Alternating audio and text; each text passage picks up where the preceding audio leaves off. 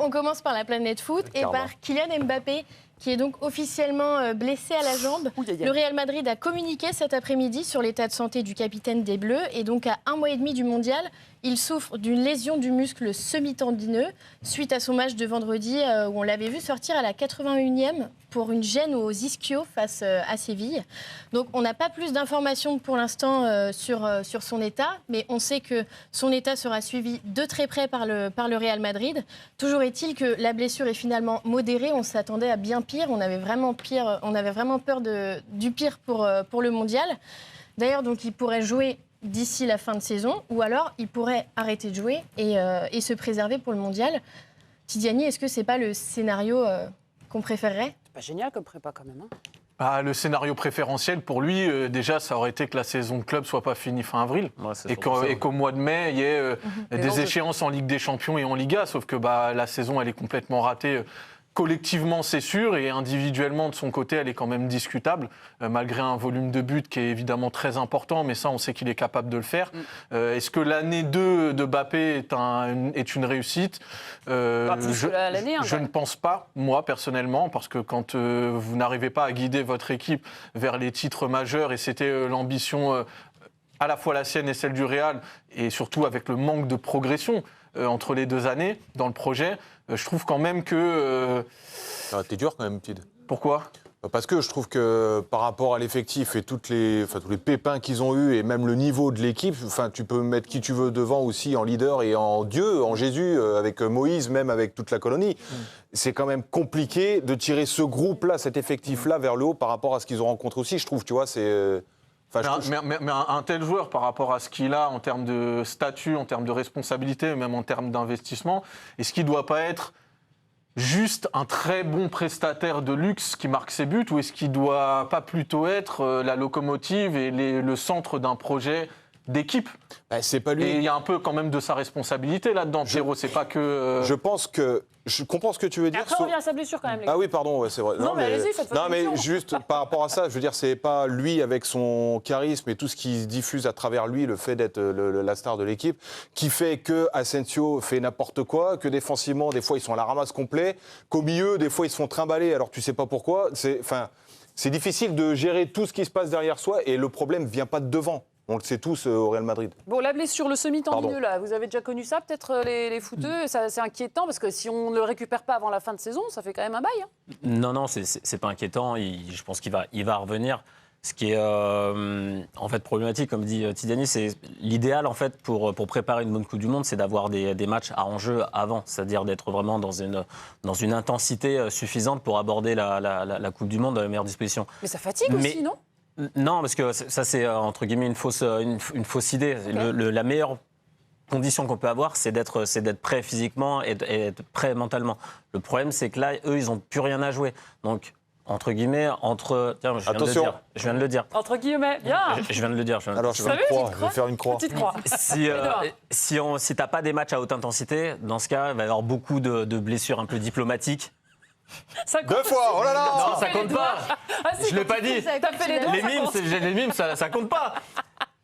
Il faut mieux qu'il n'y ait pas de c'est dur d'enchaîner.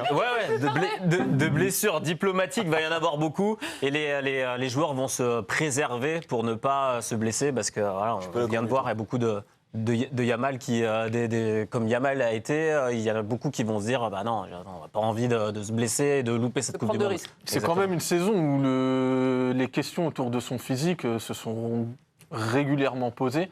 Et c'était pas forcément une constante sur la première partie de sa carrière. C'était pas les docs du Real qu'il avait au début de sa carrière non plus. Enfin, là, il y a des vrais questionnements par rapport au pôle santé du Real Madrid, où il y a des blessés depuis le début. Je crois que ça fait 3 ans où ils ont quasiment tout le temps 4 joueurs, 5 joueurs à l'infirmerie. C'est récurrent, mais il y a plusieurs papiers qui sont sortis. Mais moi, pour revenir sur ce que disait Mathieu, moi, je pense que c'est le meilleur moment, justement, pour gérer qu'ils se mettent de la frustration, justement, de ne pas jouer. Mais je pense mais là, il n'y a pas de frustration. Là, je pense qu'il est plutôt content de ne pas jouer. Au lieu de faire des matchs fantomatiques, de traîner son spleen... Même si le Real serait allé loin en Ligue des Champions, je comprends ce que tu veux dire, mais moi, je me souviens du dernier Euro où il avait le nez pété, où il est arrivé en vrac, où il n'a pas pu faire ça correctement. Oui, mais ça, c'est des concours de circonstances. Mais là, ce qui va se passer, c'est qu'il va se faire une vraie prépa, en fait, uniquement pour la Coupe du Monde, justement pour la raison qu'au Real, c'est mort. Mais si tu pars du principe qu'il est blessé et inapte jusqu'à la fin de saison, parce que si là, la blessure, c'est 2 semaines et qu'il reste encore 1 ou 2 semaines de compétition, nous, on a le prisme équipe de France, mais c'est le Real qui lui paye son salaire. Et les supporters du Real, je ne suis pas sûr qu'ils soient ravis d'envisager un Mbappé qui choisit de se... Oui, mais là, il n'y a plus rien à dire, Tidjani. Oui, mais symboliquement... Là, personne va le contredire, ça, en fait. Personne va dire... Oui, mais c'est une question de prisme, Matt. Regarde, toi, t'es supporter du Real. Tu vois un mec qui se préserve pour la Coupe du Monde au lieu d'être sur le terrain pour t'aider à gagner des matchs. Oui, mais pour gagner quoi? Ils vont être deuxième, et je suis d'accord avec toi. Non, mais sur le principe, je parle.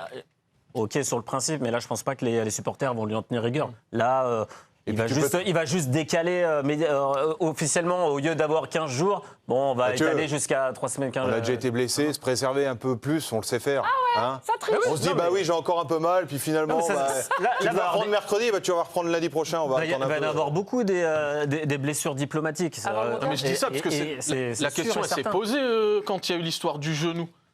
Où on disait il a mal. Quel genou déjà? Justement, et au final ça a été ça un peu l'épilogue de ce sac de nœuds. Mais le public voulait qu'il revienne parce qu'ils estimaient qu'il fallait qu'il revienne, qu'il était apte. Lui, visiblement, avait encore mal. Il y avait encore de l'enjeu. Oui, mais là, c'est différent, il y avait de l'enjeu. Ouais. Je pense que c'est surtout médiatiquement qu'on en a parlé, mais il avait vraiment mal. Là, je pense vraiment qu'il ne va pas se précipiter parce qu'il n'y a rien, il n'y a pas d'enjeu spécifiquement. Donc, voilà. Non, c'est fini.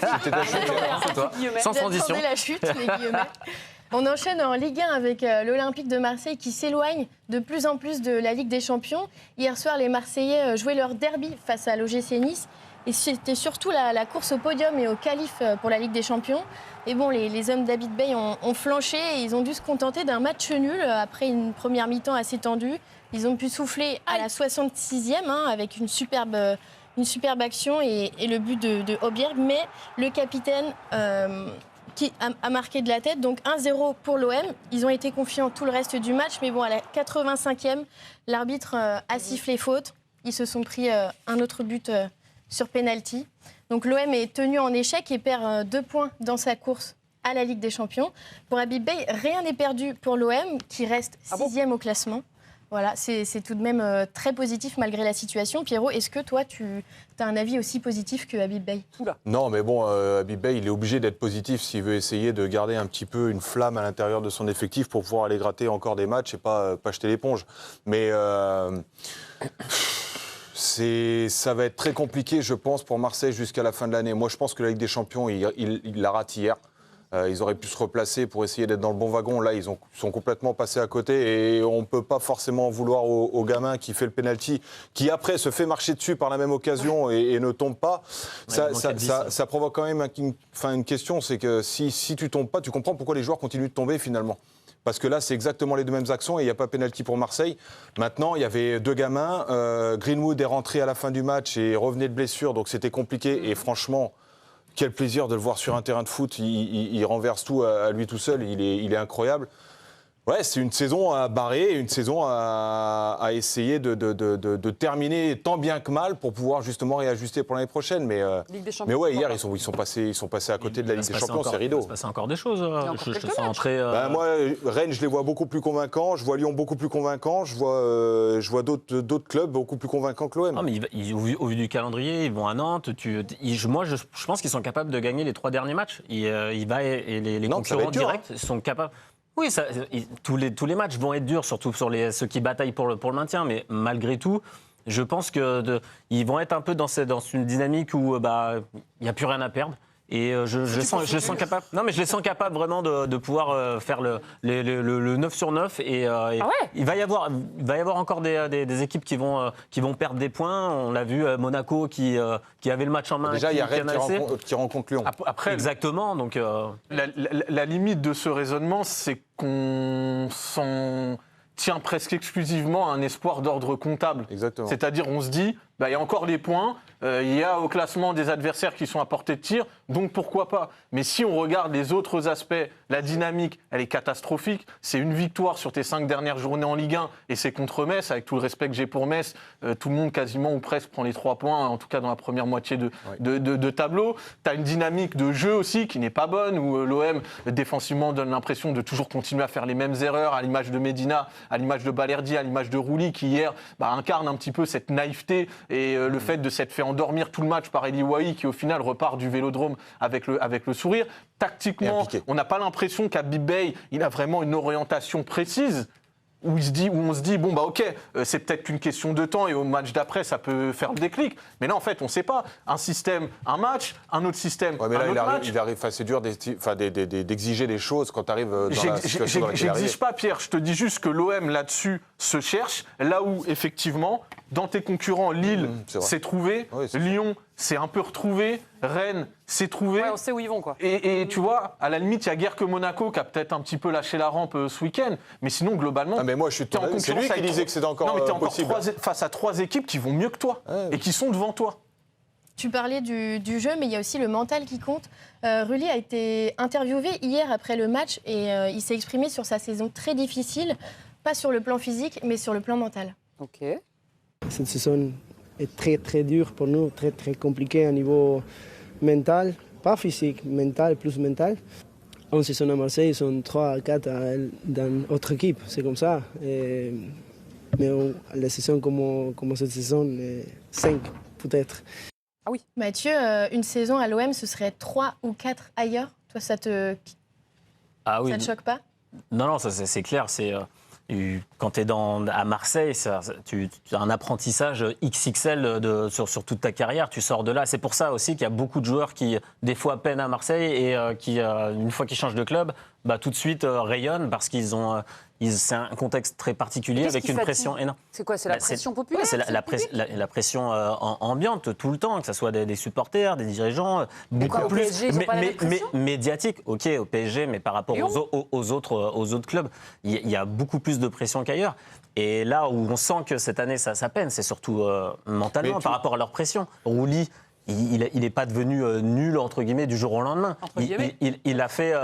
Il a eu un passage à vide très, très compliqué cette saison.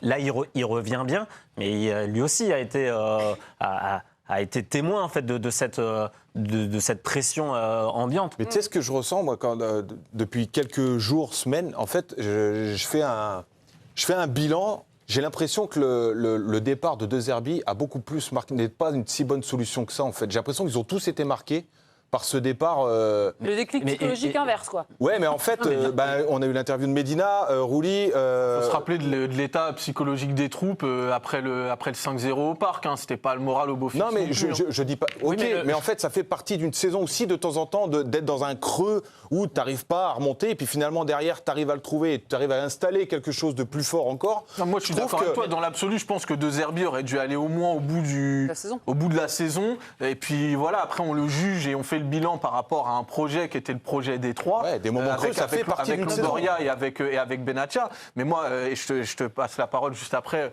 Matt. Pour moi, c'est le grand échec de cette administration. Ah oui. Parce qu'on parle tout le temps de cette fièvre, de cette passion à l'OM. Et pour moi, là où ils devaient construire une espèce de petite cloison pour justement protéger le groupe et le club de ces excès extérieurs, je trouve qu'ils l'ont d'une certaine façon encouragé, avec des sorties excessives, avec une communication parfois un petit peu trop incendiaire et avec un caractère qu'ils n'ont pas su gérer à l'image d'un De Zerbi ou d'un Benatia. Là où je te rejoins, c'est que De Zerbi, même si c'était compliqué, il a porté quand même une ligne directrice par rapport à ce qu'ils veulent faire. Ça faisait 2 ans qu'il était là, 1 an et demi, où il mettait des choses en place. Alors des fois, ça se voyait pas tout le temps, mais il y avait quand même une ligne directrice dans le jeu. Le fait qu'il soit parti, on a senti quand même tout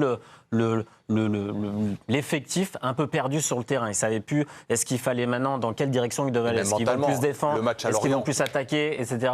Donc c'est pour ça, c'est là-dessus où je trouve que ça leur a fait plus de mal qu'autre chose.